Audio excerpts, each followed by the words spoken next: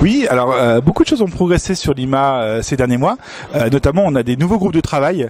Je pense une des réussites les plus marquantes cette année, c'est le groupe de travail géolocalisation qui, en à peine 6 mois, a réussi à échanger sur différents modes de travail et en plus a produit un livre blanc qui est très très bien, dans lequel il y a non seulement les technologies, les usages et même une version pour les membres spécifiques, le petit livre rouge de la géoloc, dans lequel il y a les use cases spécifiques de chacune d'entreprise.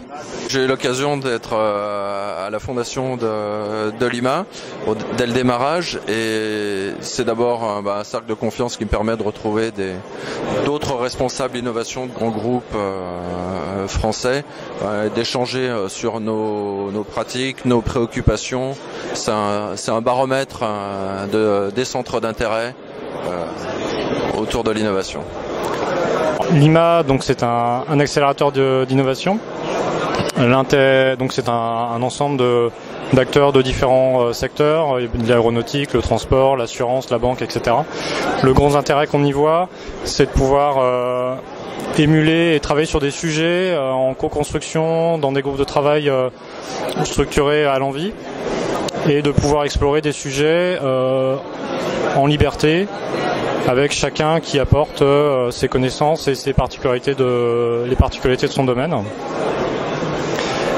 Et l'intérêt aussi, c'est de pouvoir sortir un peu de la structure dans laquelle on travaille tous les jours et de voir, d'être ouvert à l'extérieur et d'être en même temps dans un espace de confiance entre les membres.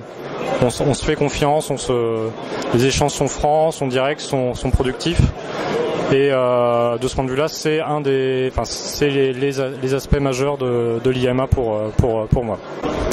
Alors même membre fondateur, puisque en définitive, on se retrouvait dans d'autres associations d'innovation, mais où on produisait peu de choses ensemble, et là la volonté de Lima, c'est vraiment de produire ensemble à la fois des livres blancs, vous avez vu, il y en a eu plusieurs sur le guide du maker, sur la géoloc indoor, il y en aura d'autres notamment sur la blockchain qui est en préparation, et c'est même d'aller jusqu'au POC ensemble, c'est-à-dire par exemple on a sur la maintenance des escalators une idée entre RATP, Aéroport de Paris et SNCF, de travailler ensemble pour faire un outil ensemble, et ça c'est complètement nouveau sur le marché.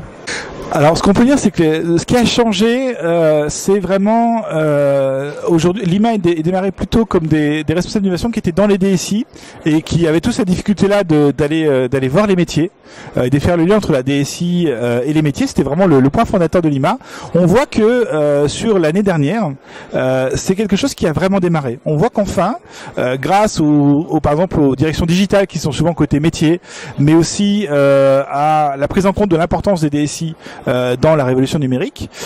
Enfin, dans beaucoup d'entreprises, le lien commence à se faire de manière beaucoup plus efficace entre les métiers et les DSI, et on arrive à faire des choses communes où on peut avoir la richesse de la techno et des use cases métiers. Donc ça, c'est vraiment quelque chose qui était finalement qu'un objectif il y a encore 2 ans et qui commence à être concret et à être réel.